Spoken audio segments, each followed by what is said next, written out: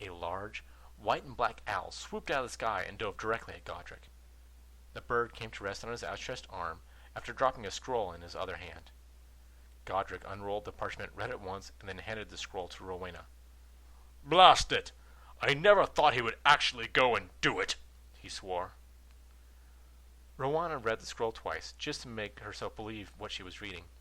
She looked over at Godric, a tear in her eye. "You did everything a friend could, but he wouldn't listen," she told him softly. Godric shook his head, his red mane flowing back and forth. "There must have been something else I could have done to make him see reason," he braided himself. The doctor looked from Rowena to Godric and back again. He leaned forward to Rowena, his curiosity piqued. "I take it something bad is happening?" he prodded. Rowena turned her eyes away from the doctor, unable to look him in the face. "It's Salazar, my lord. When he left us, he swore he would release his fury on the school and cleanse it of all the half-bloods and Muggle-born," she explained. "This scroll is from one of the teachers at the school we opened a few years ago. He said there was some sort of army gathering in the forest, and they are shielded. The teachers are unable to scry and find out who or what they are," she told them. Harry's eyes grew large when he realized what was happening. He grabbed the head of his house by the arm. "Professor Gryffindor, has Salazar Slytherin sealed the Chamber of Secrets yet?" he demanded. Godric looked down at the brave young man who had taught him so much. "Chamber of what? What are you talking about, Sir Harry?" he responded, forgetting about the temporal incongruities. "We have to get to Hogwarts, now!" Harry yelled, looking around, trying to remember which direction the TARDIS was in. He had dealt with enough Slytherins during his time at school to know how they thought. "The school is going to be attacked on two fronts. The army will attack from the outside, while the basilisk attacks from inside the school itself," he explained rapidly. "Basilisk!" Godric bellowed. The three founders looked quickly at each other.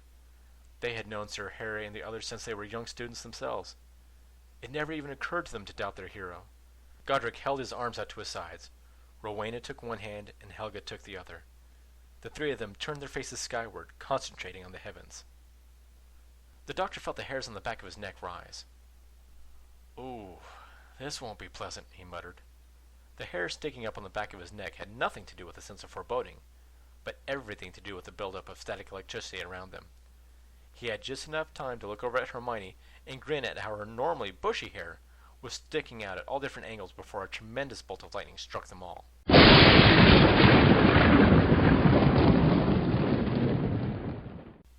The lightning bolt in question went on to behave in a rather singular manner. Instead of dissipating into the earth like any sensible flow of electrons would do, it rebounded back into the sky. The lightning bolt leapt from cloud to cloud on its way north and slightly to the west. It traveled from England to Scotland in a blink of an eye. Once in Scotland, the lightning bolt came back down to the ground with an ear-shattering crash of thunder in front of Hogwarts. Hermione looked around and saw that they had been transported to the front courtyard of the school. Part of her mind was happy to finally find out what had caused the dark scorch mark on the stones just in front of the main doors. The rest of her mind was thankful to have survived the trip. Lightning travel had been banned for centuries by her time. There had been far too many deaths, both in the wizards using it and the helpless bystanders who might have been in the vicinity, to allow it to be used. Hermione saw Harry patting a smoldering patch of Ginny's robe, trying to keep the small flame put out. She grinned to herself when she saw how funny Helga's hair looked, sticking out from the excessive static electricity. She saw Harry glance towards her and swallow a laugh. Not wanting to even guess at how bad her own hair looked, she pointed a threatening finger at Harry. "Not one word, Harry James Potter," she warned menacingly. Turning to look at the doctor, she licked her fingers and pinched the corner of his bow tie, which was smoking alarmingly. "We are definitely not doing that ever again," the doctor proclaimed loudly. Helga tried with success to get her hair under control before responding to the doctor. "We're sorry, Lord Merlin, but it was the easiest and quickest way to get us all here," she apologized. Godric grabbed Harry by the shoulders. "Where is this chamber you spoke of?" he demanded. The doctor remembered the stories Hermione had told him about Harry and Ginny's adventure in the Chamber of Secrets. "Harry, Ginny, show Godric how to get to the Chamber of Secrets. The rest of us will see what we can do about this mysterious army," he suggested. "This way!" Harry shouted as he and Ginny ran off into the castle, headed towards where Moaning Myrtle's bathroom would have been in this version of Hogwarts. Godric adjusted his cloak, making it easier to get to his sword, and followed right behind them. A man in a plain brown robe ran up to Rowena. "Professor Ravenclaw, thank the heavens you got our message. The army is advancing and it's headed towards the main bridge," he managed to say between great gulps of air. "Gather the students and lead them to Hogsmeade through one of the tunnels. I'm sure I have enough help to secure the bridge," she said confidently. She noticed the man looking at the newcomer skeptically. "Professor Medding, it is my pleasure to introduce you to the Lady Hermione and Lord Merlin," she stated formally. Medding looked at Rowena to see if she was joking. When she met his eyes with a calm, serious look, his eyes grew huge. Dropping to his knees, he bowed and stammered, "Well, welcome to Hogwarts, my lord and lady." The doctor rushed over and pulled Medding up. "I hate it when people do that," he told Rowena, clearly irritated. Rowena winked at Hermione and replied, "I know, my lord. That's what makes it so entertaining." She motioned towards the castle with an imperious wave. "Go along, Medding, you have your orders," she commanded. Medding bowed again to the doctor and ran to the castle. The doctor scampered over to the high wall and climbed up so he could have a better view of the bridge and the forest behind it.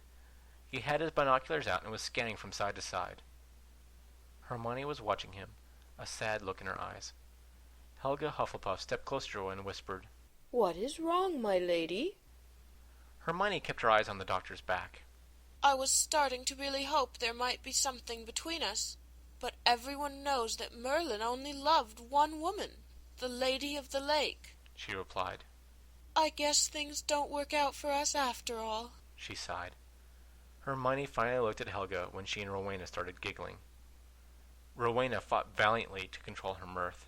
"I know how you two hate. What was the word you used? Oh, yes, spoilers," she stated. "But I think we can make an exception this one time," she said in a conspiratorial voice. "Lake, river, pond, the names mean the same thing to him. It's you who will forever be our Lord's lady," she told her one-time mentor firmly. Hermione took a deep breath as Rowena's words sunk in. She didn't understand the first part of what Rowena had said, but the second part gave her hope. Hermione shook her head in amazement and pointed at herself. "Me? I'm the Lady of the Lake?" she inquired. Rowena and Helga smiled and nodded in unison. Hermione looked back at the doctor, a new look of confidence in her eyes. Helga leaned over to Rowena and whispered, "It's so cute to see them at the beginning of their relationship." The doctor hopped off the wall and tucked his binoculars back into his jacket pocket. He put a protective arm around Hermione's shoulder and glanced back towards the bridge. "Zombies. Why is it always zombies?" he asked no one in particular.